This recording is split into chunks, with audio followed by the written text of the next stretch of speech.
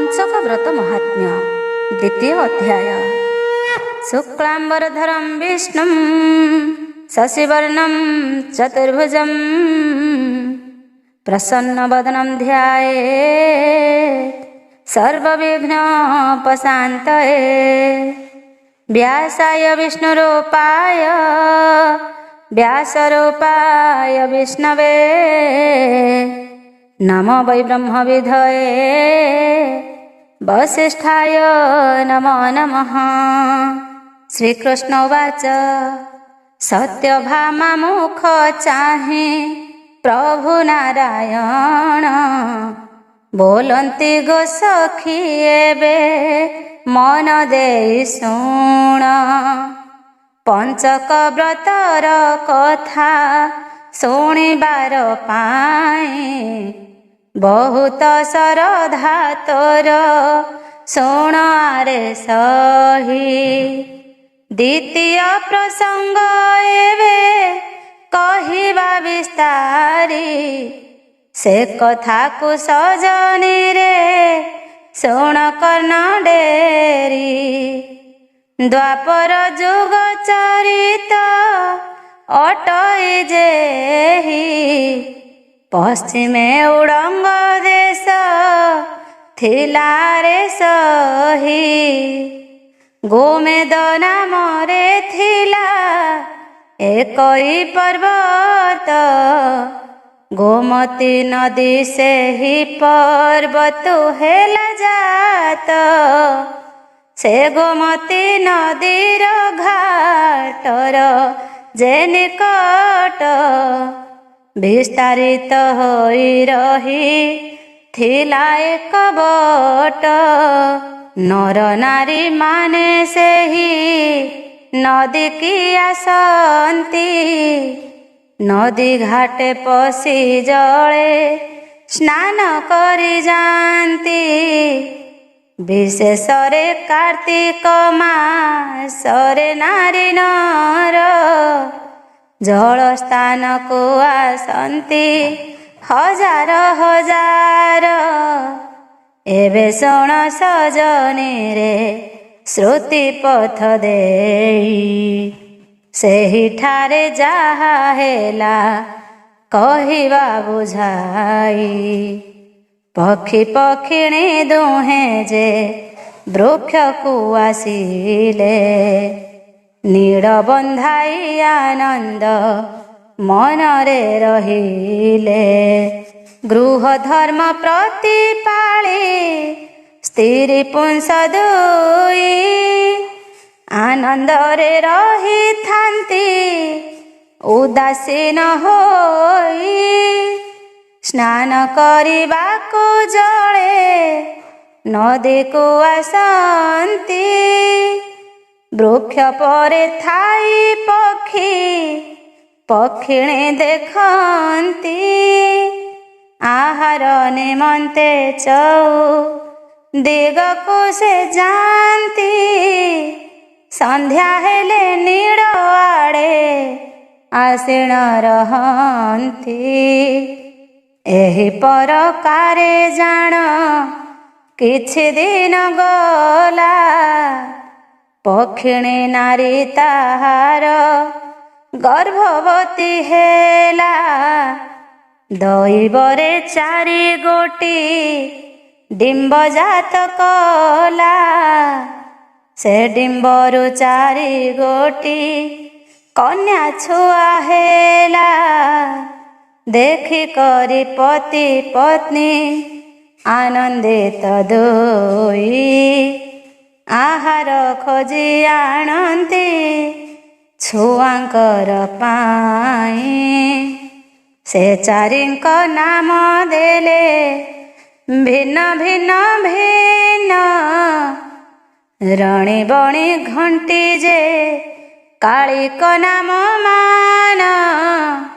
दिन को दिन वर्धित हेले चारि जान देखि पिता मातांकर आनंदित मन। दिवसरे एणे तेणे चरी बोली जाती ସନ୍ଧ୍ୟା ହେଲେ ବଟ ନେଡ଼େ ଆସିଣ ରହନ୍ତି। ଏହି ପ୍ରକାରେ ଜାଣ ଗଲା ବହୁଦିନ। ବୃଦ୍ଧ ହେଲେ ସେ ପକ୍ଷୀ ପକ୍ଷିଣୀ ଦୁଇ ଜଣ। ଅକସ୍ମାତେ ପବନ ଯେ ବହିଲା ପ୍ରଖର। ପକ୍ଷୀ ଓ ପକ୍ଷିଣୀ ଥିଲେ ସେ ବୃକ୍ଷ ଡାଳର। ଖସି ପଡ଼ି ପକ୍ଷୀ ଦୁହେଁ ପରାଣ ତେଜିଲେ। ସ୍ୱଭାବେ କାର୍ତ୍ତିକ ମାସ ହୋଇଥିଲା ଭଲେ। ଗଙ୍ଗା ତୀରେ ପଡ଼ିଣ ସେ ହାରିଲେ ଜୀବନ। ନୟନେ ଦେଖିଥିଲେ ଅନେକ ବ୍ରତୀ ଜନ। ପୁଣ୍ୟ ମାସେ ପୁଣ୍ୟ ତୀର୍ଥେ ଜୀବନ ତେଜିଲେ। ପୁଣ୍ୟ କର୍ମ ଘେନି ଦୁହେଁ ସ୍ୱର୍ଗବାସୀ ହେଲେ। ପିତା ମାତାଙ୍କ ମରଣ ଦେଖି ଚାରି ପକ୍ଷୀ। କାନ୍ଦି କାନ୍ଦି ସମସ୍ତେ ହୋଇଲେ ଅତି ଦୁଃଖୀ। ଗୁଣ ବାହୁନି ବାହୁନି ବହୁ ଶୋକ କଲେ। ପୂର୍ବ ପରି ସେ ବୃକ୍ଷର ମଧ୍ୟରେ ରହିଲେ। ଆପଣା ପେଟ ପୋଷନ୍ତି ଚାରିଦିଗେ ଯାଇ। ରାତ୍ର ହେଲେ ବୃକ୍ଷ ମୂଳେ ରହନ୍ତି ଠାଇ। ଏହି ପ୍ରକାରେ ଜାଣ ଗଲା କିଛି ଦିନ। ସେ ଚାରି ଭଗ୍ନୀଙ୍କ ଲୀଳା ଏହିଠାରୁ ଶୁଣ। ଜଳ ଘାଟେ ପଶି ସର୍ବେ ସ୍ନାନ କରନ୍ତି। ବୃକ୍ଷ ପରେ ଥାଇ ଚାରି ପକ୍ଷିଣୀ ଦେଖନ୍ତି। ପଞ୍ଚକ ଏକାଦଶୀକୁ ଆସି ବହୁ ଲୋକ। ସ୍ନାନ ଦର୍ପଣ କରନ୍ତି ହୋଇଣ ଉତ୍ସୁକ। ନାନା ସ୍ଥାନରୁ ଅନେକ ଜନମାନେ ଆସି। ପାଳନା କଲେ ପଞ୍ଚକ ବ୍ରତ ଏକାଦଶୀ। ସେ ବଟ ବୃକ୍ଷ ତଳରେ ସର୍ବେ ବାସ କଲେ। ମଣ୍ଡପ ତିଆରି ତହିଁ ବାଲୁକା ପୂଜିଲେ। ଫୁଲ ଚନ୍ଦନ କର୍ପୂର ଗନ୍ଧ ପୁଷ୍ପ ଆଦି। ପୂଜନ କଲେ ନୈବେଦ୍ୟ ଆଦି ପୂଜା ବିଧି। ମୁଗ ନଡ଼ିଆ ଖଣ୍ଡ ଯେ ଦୁଗ୍ଧ ପୁଣି ଜଳ। ଜଳ ମଧ୍ୟେ ପଶି ଅର୍ଘ୍ୟ ଦିଅନ୍ତି ସକଳ। ପ୍ରଦୀପ ଢାଳନ୍ତି ସ୍ତୁତି ପଠନ କରନ୍ତି। ଗୀତ ବାଦ୍ୟ ନୃତ୍ୟ ଗାନ ଆନନ୍ଦେ କରନ୍ତି। ଶଙ୍ଖ ଘଣ୍ଟ ଭେରି ତୁରୀ ମୃଦଙ୍ଗ କାହାଳି। ନାରୀମାନେ ସମସ୍ତେ ଦିଅନ୍ତି ହୁଳହୁଳି। ଢଳି ଢଳି ଢଳିଣ ସେ ନାଚନ୍ତି ସକଳେ। ଗହ ଗହ ଶବଦ ଯେ ବଟ ବୃକ୍ଷ ତଳେ। ସେ ବୃକ୍ଷ ଉପରେ ଚାରି ଗୋଟି ପକ୍ଷୀ ବସି। ଦେଖି କରି ମନେ ମନେ ବହୁତ ପ୍ରଶଂସି। ନରମାନଙ୍କର ଏହି ଉତ୍ସବ ଦେଖିଣ। ବଡ଼ ପକ୍ଷୀ କହଇ ଭଉଣୀ ମାନେ ଶୁଣ। ଭାଗ୍ୟ ଦୋଷ ଘେନି ଆମ୍ଭେ ପକ୍ଷୀ ଜନ୍ମ ହେଲୁ।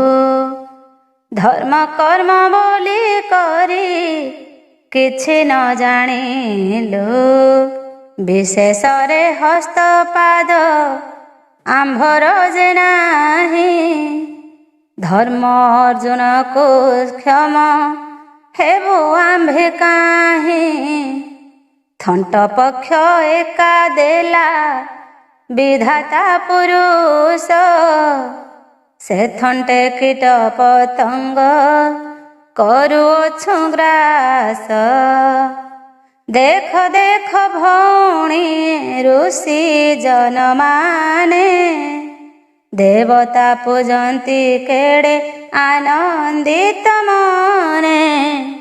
ସ୍ନାନ ସାରି ଅର୍ଘ୍ୟ ବନ୍ଦାପନା ଯେ କରନ୍ତି, ଅନେକ ପୁଣ୍ୟ ଅର୍ଜିଣ ସୁଖେ ବିଳସନ୍ତି।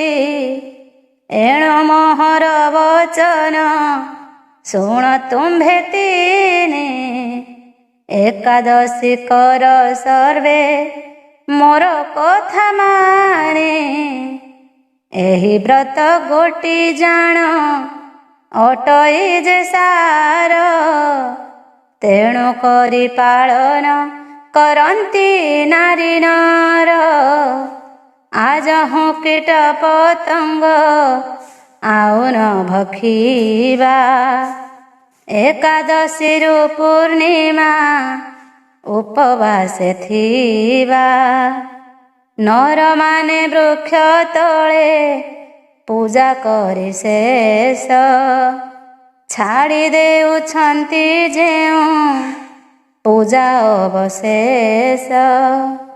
ସେସବୁ ଆଣି ଗ୍ରାସ କରିବା ଚାରିଜଣ, ଏହି ପରକାରେ ହୋ ବଞ୍ଚିବା 5 ଦିନ। କେଣିକି ନ ଯାଇ ବୃକ୍ଷ ଡାଳେ ବସିଥିବା, ଏମାନଙ୍କ ପୂଜା ବିଧି ସମସ୍ତ ଦେଖିବା। ନରମାନେ ନ ଆସୁଣୁ ଯାଇ ପ୍ରାତଃ କାଳେ, ଆଗ ହୋଇ ସ୍ନାନ କରିବା ଗଙ୍ଗା ଜଳେ। ଏମନ୍ତ ବିଚାର ଜାଣ ଅଟଇ ମୋହର, ତୁମ୍ଭର କି ମତାମତ କହ ଗୋ ସତର। ବଡ଼ ଭଉଣୀର ଏହି ପୁଣ୍ୟ କଥା ଶୁଣି, ଉଚିତ ବୋଲି କହିଲେ ଘଣ୍ଟି ଆଉ ବଣି। ସବା ସାନ ଭଉଣୀ କଳିକା ତହୁଁ କହେ, ଉପବାସ ମୋହର ଗୋ ଦେହକୁ ନ ସହେ। କ୍ଷୁଧା ପିପାସାକୁ ମୁଁ ସମ୍ଭାଳି ନ ପାରଇ, ତୁମ୍ଭେ କର ଉପବାସ ମୁଁ କରି ନ ପାରି। ଆଶ୍ଵିନ ଯାଇ କାର୍ତ୍ତିକ ମାସ ପ୍ରବେଶିଛି, ଏଣିକି ଜଳ ବରଷା ନ ହୋଇବ କିଛି। ଏବେଳେ ଆହାର ମୋତେ ମିଳିବ ଅନେକ, ପକ୍ଷୀ ଜନ୍ମ ହୋଇଣ ଯେ ଏହା କି ବିବେକ। ମୋତେ ନ ଯୋଗାଏ ତୁମ୍ଭେ ମାନେ ବ୍ରତ କର, ଏକଥାରେ ସନମତ ନାହିଁ ଯେ ମୋହର। ଏତେ କହିଣ କଳିକା ଉଡ଼ି ପଳାଇଲା, ଭଉଣୀମାନଙ୍କ ଠାରୁ ଦୂର ହୋଇଗଲା। ଆପଣା ଆହାର ଭକ୍ଷି ରଖିଲା ଜୀବନ, ବଟ ବୃକ୍ଷେ ରହିଲେ ଯେ ବାକି 3 ଜଣ। ବଟ ବୃକ୍ଷ ପରେ ରହି 3 ଗୋଟି ପକ୍ଷୀ, ବ୍ରତ ପାଳନ କରନ୍ତି ହୋଇ ଅତି ସୁଖୀ। 3 ମନକୁ ଏକତ୍ର କରି ଦୃଢ଼ ଭାବେ, ହରି ନାମକୁ ସ୍ମରଣ କରନ୍ତି ସମ୍ଭର୍ବେ। ଏକ ମନ ହୋଇ ପୂଜା ସ୍ଥାନକୁ ଗମନ୍ତି, ପଡ଼ିଥିବା ଦ୍ରବ୍ୟମାନ ଆନନ୍ଦେ ଭୁଞ୍ଜନ୍ତି। ମୁଗ ନଡ଼ି ଆଦି ପଡ଼ିଥାଏ ଯାହା ଯାହା, ଥଣ୍ଟ ମଧ୍ୟେ ଖୁଣ୍ଟି ମାରି ଭକ୍ଷନ୍ତି ଯେ ତାହା। ଯେ ବଣ କଳିକା ପକ୍ଷୀ ଉଡ଼ି ଯାଇଥିଲା, 5 ଦିନ ପରେ ଫେରି ବସାକୁ ଆସିଲା। 4 ଜଣ ଏକ ହୋଇ ବସାରେ ରହିଲେ, ସେଦିନ 5 ଦିବସ ପୁରୀ ଅଛି ଭଲେ। 3 ଜଣ ପକ୍ଷୀ ବ୍ରତ ପାଳନ କରନ୍ତି, ବ୍ରତୀମାନଙ୍କର ବ୍ରତ ପାଳନ ଦେଖନ୍ତି। ବ୍ରତୀମାନେ ଏହି ପରକାରେ 5 ଦିନ ପଞ୍ଚକ ବ୍ରତ ଆନନ୍ଦେ କଲେ ସମାପନ। ଏମନ୍ତେ ଏକତ୍ର ହୋଇ ସର୍ବନର ନାରୀ ଆନନ୍ଦ ଚିତ୍ତରେ ଉଦ୍ଯାପନ ଶେଷ କରି ଆପଣା ପାଳନା ମାନ କରିଣ ସମ୍ଭର୍ବେ ବ୍ରାହ୍ମଣ ମୁଖେ ଭୋଜନ ଦେଲେ ସମ୍ଭର୍ବେ। ଏହା ଦେଖି ପକ୍ଷୀମାନେ ବୃକ୍ଷ ତଳେ ଯାଇ ବିପ୍ରଙ୍କ ଉଚ୍ଛିଷ୍ଟ ମାନ ଭୁଞ୍ଜି ତୋଷ ବହି ବିଚାରିଲେ 5 ଦିନ ସମ୍ପୂର୍ଣ୍ଣ ହୋଇଲା ପଞ୍ଚକ ବ୍ରତ ପାଳନା ଆଦି ଶେଷ ହେଲା। ତହୁଁ ପରେ ପକ୍ଷୀମାନେ ଆପଣା ବୃତ୍ତିରେ ଉଦର ପୋଷଣ କରି ରହିଲେ ସୁଖରେ। ଏହି ପରକାରେ ଜାଣଗଲା କିଛି ଦିନ ଅଦ୍ଭୁତେ ବହିଲା ଆସି ପ୍ରଚଣ୍ଡ ପବନ। 4 ଭଉଣୀ ସେ ବଟ ବୃକ୍ଷ ଡାଳେ ଥିଲେ ଡାଳ ଭାଙ୍ଗି ପଡ଼ନ୍ତେ 4 ମୃତ୍ୟୁ ହେଲେ। ଯମଦୂତ ମାନେ ତହୁଁ ତକ୍ଷଣେ ଆସିଲେ ପକ୍ଷୀମାନଙ୍କ ଆତ୍ମାକୁ ଯମପୁରେ ନେଲେ। ସମନ କହନ୍ତି ଚିତ୍ରଗୁପ୍ତେ ଶୁଣ ଏ 4 ପକ୍ଷୀମାନଙ୍କ କହ ପାପ ପୁଣ୍ୟ। ଚିତ୍ରଗୁପ୍ତ ଉତ୍ତରିଲେ ଶୁଣ ଜନ୍ତୁପତି 3 ପକ୍ଷୀ ମହାଭାଗ୍ୟବାନ ଯେ ଅଟନ୍ତି ପଞ୍ଚକ ବ୍ରତ ପାଳନା କରିଛନ୍ତି ଏହି ବୈକୁଣ୍ଠ ବିନା ଏହାଙ୍କ ସ୍ଥାନ ଆଉ ନାହିଁ। ଯମ ହୋଇଲେ ଏହାକୁ ରଥରେ ବସାଅ ବିଳମ୍ବ ନ କରି ବୈକୁଣ୍ଠକୁ ପଠାଅ। କନିଷ୍ଠ ପକ୍ଷୀର ପୁଣ୍ୟ କର୍ମ ନାହିଁ କିଛି କେବଳ ବ୍ରତୀଙ୍କ ବ୍ରତ ନୟନେ ଦେଖିଛି। ଗଙ୍ଗା ତୀରରେ ବୃକ୍ଷ ମୂଳେ କରିଥିଲା ବାସ ଏହାଙ୍କ ସଙ୍ଗତେ ସଙ୍ଗୀ ଥିଲା ଏ ଅବଶ୍ୟ। ବ୍ରତୀଙ୍କ ସଙ୍ଗରେ ସଙ୍ଗୀ ହୋଇଥିଲା ଯେଣୁ ଏହାର ଅଙ୍ଗରେ ପାପ ନ ଲାଗଇ ତେଣୁ। ଏଣୁ 4ଙ୍କୁ ରଥରେ ବସାଇବ ହନେ ପହଞ୍ଚାଇ ଦେଇ ଆସିବ ବୈକୁଣ୍ଠ ଭୁବନେ। ଉଛୁର ହେଲେ କୋପିବେ ଦେବ ନାରାୟଣ ଯମଙ୍କୁ ଚିତ୍ରଗୁପ୍ତ କହିଲେ ସନ। ଚିତ୍ରଗୁପ୍ତ ଠାରୁ ଜନ୍ତୁପତି ଏହା ଶୁଣି ଏ 4 ପକ୍ଷୀଙ୍କୁ ଅତି ସ୍ନେହ କଲେ ପୁଣି। ଶରଧା ଚିତ୍ତରେ ଆଭରଣ ମାନ ଦେଲେ ଅନେକ ସୁସଞ୍ଚ ଦ୍ରବ୍ୟ ମାନ ଖୁଆଇଲେ।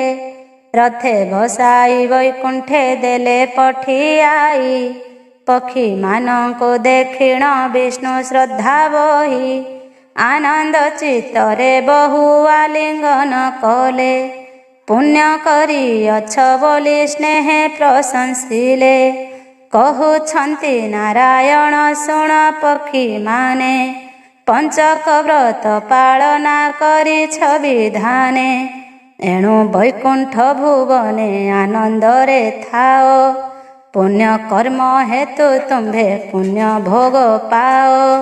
ପଞ୍ଚକ ବ୍ରତ ସମାନ ନାହିଁ ଆଉ ବ୍ରତ ଏହା କରି ତୁମ୍ଭେ ମାନେ ହୋଇବ ମୁକତ। ଯେ ବଣ ସାନ ଭଉଣୀ ଅଟଇ ତୁମ୍ଭର କୀଟ ପତଙ୍ଗ ଆମିଷ ଭକ୍ଷ ଥିଲା ତାର। ବିଚାରେ ନରକ ଯୋଗ୍ୟ ଏହାର ଯେ ଥିଲା ଭାଗ୍ୟ ବଳେ ତୁମ୍ଭ ସଙ୍ଗେ ସଙ୍ଗ ସେ ହୋଇଲା। ଏହାକୁ ଯଦ୍ୟପି ଏବେ କରିଦେବ ଦୂର ନିଶ୍ଚୟ ଜାଣ ଅପମାନ ହୋଇବ ତୁମ୍ଭର। ତୁମ୍ଭର ସଙ୍ଗତେ ଯେଣୁ ସଙ୍ଗ ହୋଇଥିଲା ତୁମ୍ଭର ଯେ ପୁଣ୍ୟ ଏହା ସଙ୍ଗରେ ହୋଇଲା। ଏହିପରି ନାରାୟଣ ପକ୍ଷୀଙ୍କୁ କହିଲେ ରହିବା ପାଇଁ ବିଚିତ୍ର ଗୃହ ତାଙ୍କୁ ଦେଲେ। ସେହି ଦିନୁ 4 ପକ୍ଷୀ ବୈକୁଣ୍ଠ ଭୁବନେ ଦିବ୍ୟ ଭୋଗ ପାଇ ବିଳସିଲେ ହୃଷ୍ଟ ମନେ। ତହୁଁ ପରେ ଯାହା ହେଲା ଶୁଣ ସେ ଭାରତୀ କହୁଛନ୍ତି ନାରାୟଣ ଶୁଣ ସତ୍ୟା ସତୀ। ତ୍ରେତା ଯୁଗେ ସୂର୍ଯ୍ୟ ବଂଶେ ଅବନୀ ମଣ୍ଡଳେ, ସୁବାହୁ ନାମରେ ଜାଣ ରାଜା ଏକ ଥିଲେ। ନିବାସ ଥିଲା ଅଯୋଧ୍ୟାପୁର ରାଜଧାନୀ, ଅତି ଯତନରେ ସୁଖେ ପାଳନ୍ତି ମେଦିନୀ। ଭାର୍ଯ୍ୟାନା ତାଙ୍କର ଅଟଇ ଚନ୍ଦ୍ର ଯେ କଳା, ସମ ଏକ ଚନ୍ଦ୍ରା ନାରୀ ଗର୍ଭବତୀ ହେଲା। ସେ ଚାରି ପକ୍ଷୀ ରାଣୀର ଗର୍ଭରେ ଜନ୍ମିଲେ, ପୂର୍ବ ସୁକୃତ ପଞ୍ଚକ ବ୍ରତ କର୍ମ ଫଳେ। ପ୍ରଥମ ତିନି ଭଉଣୀ ଅତ୍ୟନ୍ତ ସୁନ୍ଦର, ରୂପ ଗୁଣରେ ତାଙ୍କୁ କେହେବ ପରାନ୍ତର। ସାନ ପକ୍ଷୀ କାଳିକା କନିଷ୍ଠ ରୂପେ ଜାତ, ରୂପ ଗୋଟି ତାଙ୍କର ଯେ ଅତ୍ୟନ୍ତ କୁତ୍ସିତ। ତିନି ଭଉଣୀଙ୍କ ସଙ୍ଗେ ଶେଷ ମନ ହିଲା, ଦେଖି ରାଣୀଙ୍କ ମନରେ ବହୁ ଦୁଃଖ ହେଲା। ବୋଇଲେ କୁଚିତ ରୂପ ହୋଇଲା ଏହାର, ଦେଖି କରି କୁପିତ ହୋଇବେ ନୃପବର। ଏଣୁ କରି ଲୁଚାଇ ମୁଁ ଏହାକୁ ରଖିବି, ଏହିପରି ମହାରାଣୀ ମନ ମଧ୍ୟ ଭାବି। ସବା ସାନ ଝିଅକୁ ସେ ଲୁଚାଇ ରଖିଲା, ନରେଶଙ୍କୁ କେବେ ଆଉ ଦେଖାଇ ନ ଦେଲା। ଏହି ପରକାରେ ଜାଣ ଗଲା କିଛି ଦିନ, ଏଥୁ ତାରେ ସତୀ ଆଗ ମନ ଦେଇ ଶୁଣ। କନ୍ୟାମାନଙ୍କ ବିବାହ କାଳ ହେଲା ଆସି, ବିଭା ହେବାକୁ ନରେଶ ଚିନ୍ତା କଲେ ବସି। ରାଜପୁତ୍ର ମାନଙ୍କୁ ସେ ନିମନ୍ତ୍ରୀ ଆଣିଲେ, ସେମାନଙ୍କ ହସ୍ତେ କନ୍ୟା ସମର୍ପଣ କଲେ। ତିନି ଭଉଣୀଙ୍କ ପାଇଁ କଲେ ତିନି ବର, ବିଧି ମତେ ବିଭା କରାଇଲେ ନୃପବର। ଅନେକ ଧନ ରତ୍ନ ଯେ ଯୌତୁକ ଦେଲେ, ଶୁଭ ଆଶୀର୍ବାଦେ ସେମାନଙ୍କୁ ବିଦା କଲେ। କାଳିକା ଅଟଇ ଜାଣ ସମସ୍ତଙ୍କ ସାନ, ତାଙ୍କୁ ଚନ୍ଦ୍ରକଳା ରଖିଥିଲେ ଲୁଚାଇଣ। ଏହି କଥା ରାଜା ନ ଜାଣନ୍ତି ଯେ କିଛି, ଯେଣୁ ମହାରାଣୀ ତାକୁ ଲୁଚାଇ ରଖିଛି। ସେହି ପୁଣି ସମୟକ ଯୁବତୀ ହୋଇଲା, ଏଥୁ ଅନନ୍ତରେ ପୁଣି ଯେଉଁ କଥା ହେଲା। ଏକଦା ଦିନେ ନରେଶ ଭୋଜନର କାଳେ, ତାଙ୍କ ସାନ ଝିଅ ଗଲା ରାଣୀ ସଙ୍ଗ ମେଳେ। ରାଣୀଙ୍କର ପଛକତି ଗଲା ସାନ ଝିଅ, ଦେଖି କରି ଆଶ୍ଚର୍ଯ୍ୟ ହୋଇଲେ ନୃପରାୟ। ଲଜ୍ଜା ଭରେ ରାଣୀ ତହୁଁ ଦିଅନ୍ତି ଉତ୍ତର, ଏହା ଜାଣ ସାନ ଝିଅ ଅଟଇ ତୁମ୍ଭର। ଏହାର କୁତ୍ସିତ ରୂପ ନୟନରେ ଦେଖି, ଆପଣଙ୍କର ଭୟ ଲୁଚାଇଣ ଅଛି ରଖି। ରୂପ ଗୋଟିଏ ହାର ଯେ ଅତି ଅପ୍ରଚ୍ଛନ୍ନ, ବିଚାରିଲି ରାଗିବେ ଯେ ଦେଖିଲେ ଆପଣ। ଗୁପ୍ତ ଭାବରେ ତେଣୁ ଲୁଚାଇ ରଖିଲି, ଯାହା କଲେ କର ସତ୍ୟ କଥା ମୁଁ କହିଲି। ଏହି ଅପରାଧ ପାଇଁ କ୍ଷମା ମୋତେ କର, ସତ୍ୟ କହୁଅଛି କନ୍ୟା ଅଟଇ ତୁମ୍ଭର। ରାଣୀର ଏପରି କଥା ରାଜା ତହୁଁ ଶୁଣି, କହନ୍ତି ଅଧୋବଦନେ ମନେ ମନେ ଗୁଣି। ବୋଇଲେ ସୂର୍ଯ୍ୟବଂଶୀୟ ରାଜା ଅଟୁ ଆମ୍ଭେ, ଏହି ବଂଶରେ କଳଙ୍କ ରଖିଲ ଗୋ ତୁମ୍ଭେ। ଏବେ ଜାଣ ଏଥିପାଇଁ କି ବୁଦ୍ଧି କରିବା, କାହାର ହସ୍ତରେ ଜାଣ ଏ କନ୍ୟାକୁ ଦେବା। ଏହିପରି ନରେଶ ଯେ ବିଚାରି ବୁଝିଲେ, ଆପଣା ମନରେ ରାଜା ବୁଦ୍ଧି ପାଞ୍ଚିଲେ। ବୋଇଲେ କାଲି ପ୍ରଭାତେ ଦୁଆରେ ଆମ୍ଭର, ପ୍ରଥମରେ ସିଏ ଆସି ହୋଇବେ ହାଜର। ଯାହାକୁ ଦେଖିବି ତାକୁ ଏ କନ୍ୟାକୁ ଦେବି, ସତ୍ୟ ବଚନ ଅନ୍ୟଥା କେବେ ନ କରିବି। ଏହିପରି ନରେଶ ଯେ ବୁଦ୍ଧି ସ୍ଥିର କଲେ, ରଜନୀ ଯାଇ ପ୍ରଭାତ ହୋଇଲା ତତ୍କାଳେ। ଭିକ୍ଷାର୍ଥେ ବୃଦ୍ଧ ବିପ୍ରେକ ରାଜଦ୍ୱାରେ ଆସି ଅରୁଣ ଉଦୟରୁ ସେ ଦ୍ୱାରେ ଅଛି ବସି ନିଦ୍ରା ଭାଙ୍ଗନ୍ତେ ରାଜନ ଚିଆଇଁ ଉଠିଲେ ସିଂହ ଦ୍ୱାରେ ଯାଇଣ ଯେ ଉପସ୍ଥିତ ହେଲେ ଦେଖିଲେ ବୃଦ୍ଧ ବିପ୍ରେକ ଦ୍ୱାରେ ବସିଛନ୍ତି ଆପଣା ସତ୍ୟକୁ ରାଜା ମନରେ ଭାବନ୍ତି ବୋଇଲେ ବିପ୍ର ହସ୍ତେ କନ୍ୟା ସମର୍ପିବି ସତ୍ୟ ବଚନ ମୋହର କିମ୍ପା ନ ପାଳିବି ପାତ୍ର ମନ୍ତ୍ରୀମାନଙ୍କୁ ନରେଶ ନିମନ୍ତ୍ରିଲେ ବିବାହ ସାମଗ୍ରୀ ସଜ କର ତତ୍କାଳେ ସାନ ଝିଅକୁ ଏ ବିପ୍ର ହସ୍ତେ ଦେବ ଆମ୍ଭେ ଏଥକୁ ଆନ ବିଚାର ନ କର ଯେ ତୁମ୍ଭେ ଶୁଣି କରି ପାତ୍ର ମନ୍ତ୍ରୀ ମାନେ ତହୁଁ ଗଲେ ବିବାହ ସାମଗ୍ରୀ ଅବିଳମ୍ବେ ସଜ କଲେ ସାନ ଝିଅକୁ ବିପ୍ରର ହସ୍ତେ ସମର୍ପଣ କରିଣ ବିବାହ କାର୍ଯ୍ୟ କଲେ ସମାପନ ସେମାନଙ୍କ ରହିବା ନିମନ୍ତେ ବସା ଘର କିଛି ଦୂରେ ନିର୍ମାଣୀ ରଖିଲେ ନୃପବର ସେଠାରେ ସେମାନେ ବାସ କରିଣ ରହିଲେ ବିଧାତା ଭିଆଣ ଆନ ହୋଇବ କି ଭଲେ ଏହି ପରକାରେ ହୋଇ କିଛି ଦିନ ଗଲା ସେ କନ୍ୟାମାନଙ୍କ ଗୃହେ ପୁତ୍ରାଦି ଜନ୍ମିଲା ଚନ୍ଦ୍ରକଳା ରାଣୀ ତହୁଁ ମନେ ବିଚାରିଲେ ସେ ଚାରି ଭଉଣୀଙ୍କୁ ସଦନେ ଅଣାଇଲେ ସମସ୍ତେ ଆସିଲେ ନିଜ ପୁତ୍ର କନ୍ୟା ଘେନି ସର୍ବଶୁଭେ ଆସି ସର୍ବେ ଭେଟିଲେ ଜନନୀ ପ୍ରଥମେ ତିନି ଭଉଣୀ ସଙ୍ଗତେ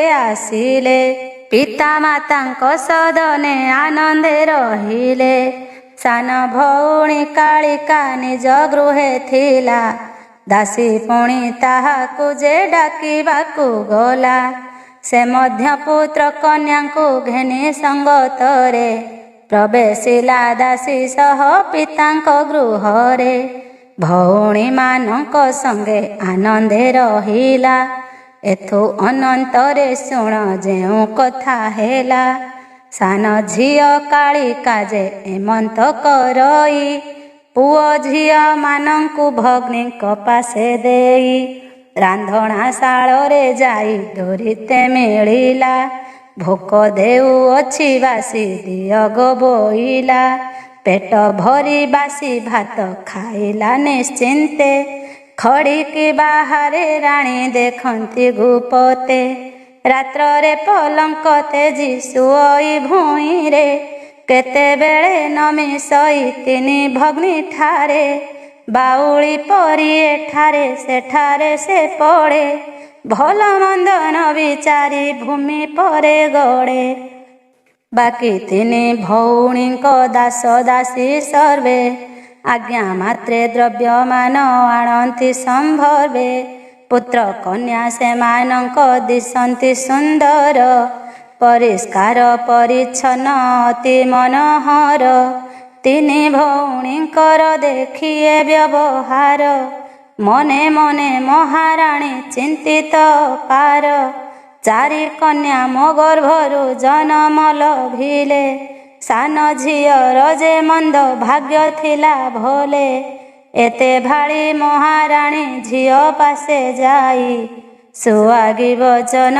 ତାକୁ ସଧିରେ କହଇ କଥାଏ କହୁଛି ତୋତେ ଶୁଣ ଆରେ ଝିଅ ତୋର ବ୍ୟବହାର ମୋତେ କରୁଛି ଅଥୟ ଦେଖ ତୋର ତିନି ଭଉଣୀଙ୍କ ବ୍ୟବହାର ଉତ୍ତମ ଆସନ ପୁଣି ଉତ୍ତମ ଆହାର କିନ୍ତୁ ତୋତେ ଭଲ ଦ୍ରବ୍ୟମାନ ନ ରୁଚଇ ଶଯ୍ୟା ଛାଡ଼ି ଭୂମି ପରେ ଯାଉ କିମ୍ପା ଶୋଇ କେବଳ କାରଣେ ତୋର ଏଡ଼େ ମନ୍ଦ କର୍ମ ଘର ବଣେ ପଡ଼ି ତୋର ଯାଉଅଛି ଦିନ ଏଣୁ ମୁଁ କହୁଛି ଝିଅ ମୋର ବୋଲ କର ଆନନ୍ଦରେ ଥାଅ ତିନି ଭଉଣୀ ସଙ୍ଗର ତାଙ୍କ ପରି ତୁହି ଏବେ କର ଆଚରଣ ସୁପାତି ଖଟ ପଲଙ୍କେ ରହ ତୁ ଯାଇଣ ଉତ୍ତମ ଖାଦ୍ୟ ଭୋଜନ କର ନୀତି ପ୍ରତି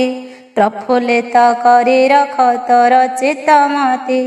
एहिपरि महाराणी झियो को कहिले, तिनि भौणी निकटे कालिका को नेले। तिनि झियोंक निकटे कांदी कहे राणी, कि करिबी मोहर ए कर्मर कर्माणी। मोहर गर्भरु सर्वे जनम लभिल, सौभाग्य थिबारु तुम्भे सुंदरी होइल। अदृष्ट कर्म मोहर मंद भाग्य थिला, कुत्सित रूप धरिण ए कन्या जन्मिला। तुम्भे सुंदरी बोली मो झियो को हसिल, जगतरे तुम्भे एका अटनी कि भल। एहा शुणी बड़ झियो दियो उत्तर, आग माता आंभठारे क्रोध तु न कर। तो गर्भरु चारि भग्नी लभिलु जनम, पूर्व कर्म फल आंभ अटे भिन्न भिन्न। कर्म अनुसारे फल ताहाकु मिलई, जेणु करी स्वभाव जे थाए भिन्न होई। से कहिले माता जेबे ऋषि गो बसिब, संप्रति कहुछु शुण जे सबु प्रस्ताव। पूर्व जन्मे जिए जेउ कर्म करी थाई, पर जन्मरे से फल प्राप्त हुई। से पूर्व चरित माता पड़िला मनरे, से कथा कहुछि एबे शुण तेबे थरे। ए कथा को मिथ्या बोली न कह जननी, प्रत्यक्ष प्रमाण कथा शुण हादे पुणी। सत मिछ कथा गोटी देबोटी गोजेबे, नूतन चारोटी हांडी आनी दियो तेबे।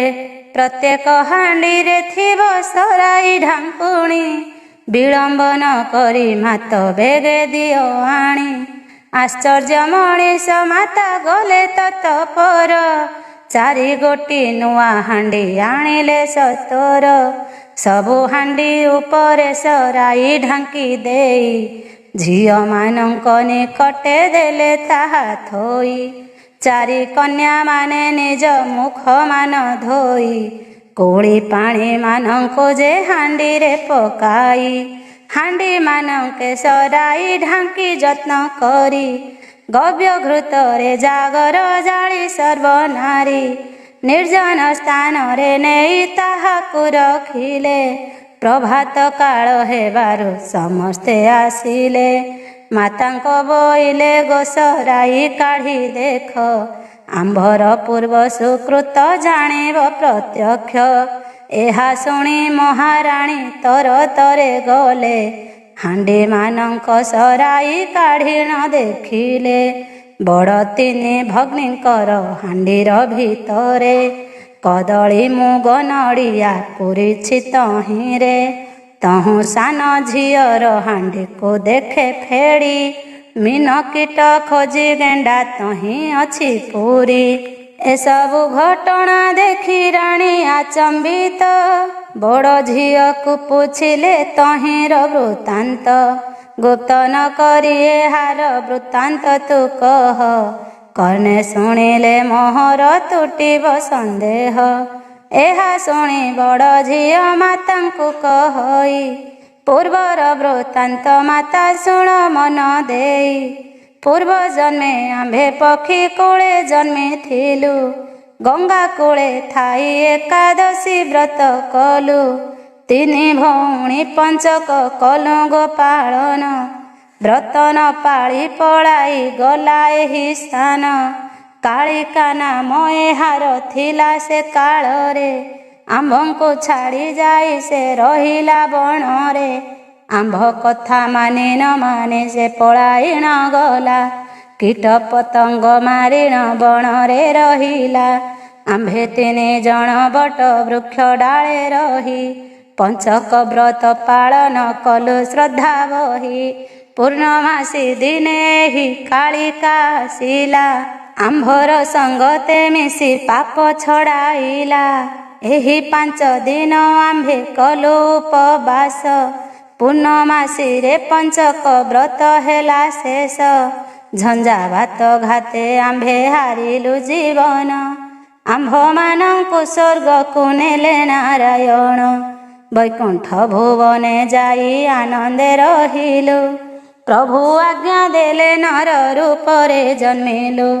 ସେ ପଞ୍ଚକ ବ୍ରତ ଫଳେ ତୋହର ଉଦରେ, ଜନ୍ମ ହେଲୁ ଆଗ ମାତ ମାନବ ରୂପରେ। ପୂର୍ବର ସୁକୃତ ମାତ ଅଟଇ ଗୋ ଏହି, ଏଣୁ ହସିଲୁ ସେ କଥା ମନରେ ପକାଇ। ଏଥକୁ ପ୍ରତେ ମାତ ନ କର ଗୋ ତୁମ୍ଭେ, ପ୍ରତି ସମ୍ବତ୍ସରେ ବ୍ରତ ପାଳୁଅଛୁ ଆମ୍ଭେ।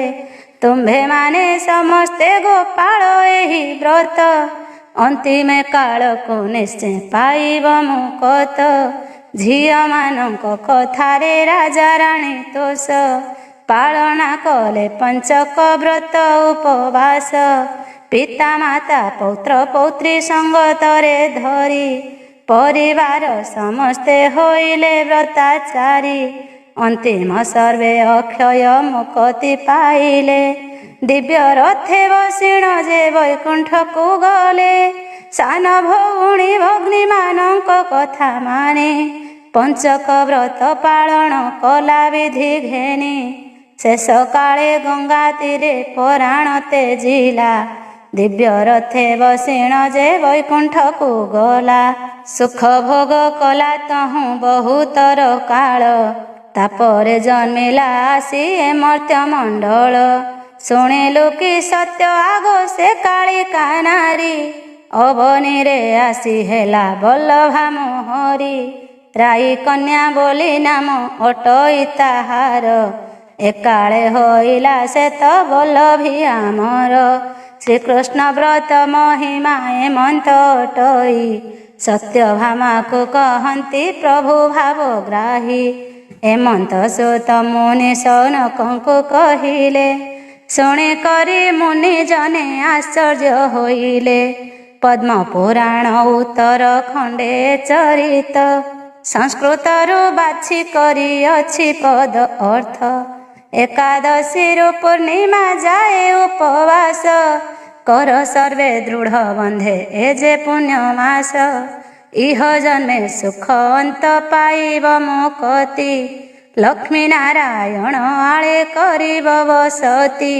ସତ୍ୟ ସତ୍ୟ ସତ୍ୟ ତ୍ରୟ ବାର ଏ ଅଟଇ, ଭଣେ ନା କପାଳ ଲକ୍ଷ୍ମୀ ନାରାୟଣ ଧ୍ୟାଇ।